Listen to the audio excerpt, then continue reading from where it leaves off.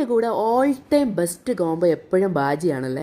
കാരണം അത് ഉണ്ടാക്കാൻ എളുപ്പമാണ്. അപ്പോൾ ആദ്യം തന്നെ ഉരുളക്കിഴങ്ങ് വേവിക്കാനായിട്ട് വെക്കുന്നുണ്ട്. അപ്പോൾ അത് വേവുന്ന സമയം കൊണ്ട് നമുക്ക് ഉള്ളി അരിഞ്ഞെടുക്കണം. ഉള്ളി എന്ന് പറയുമ്പോഴേ നമുക്ക് കണ്ണിൽ നിന്ന് നീറ്റൽ തുടങ്ങും. അപ്പോൾ അത് ഒഴിവാക്കാനായിട്ട് നമ്മൾ ഉള്ളി അരിയുമ്പോൾ അതിൻ്റെ മുകളിലത്തെ ഭാഗം ഉണ്ടല്ലോ, അത് ആദ്യമേ മുറിച്ച് കളയരുത്.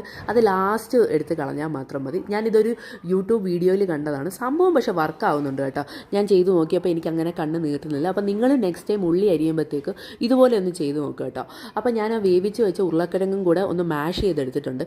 പിന്നെ ഇനി ബാജി ഉണ്ടാക്കാൻ എളുപ്പമാണല്ലോ. പക്ഷേ ഇതിനകത്ത് ഞാൻ ഒരു എക്സ്ട്രാ ഇൻഗ്രീഡിയൻറ്റ് ആഡ് ചെയ്യുന്നുണ്ട്. അത് നമുക്ക് റെസ്റ്റോറൻറ്റ് സ്റ്റൈലിലെ ഒരു ടേസ്റ്റ് കൊണ്ടുവരും. അപ്പോൾ അത് ഞാനിത് പറയാം കേട്ടോ. അപ്പോൾ ഉള്ളി വഴറ്റിയതിന് ശേഷം മഞ്ഞൾപ്പൊടി, ഉപ്പ്, ഇനിയാണ് നമ്മുടെ സാധനം പറയുന്നത് കടലമാവാണ്.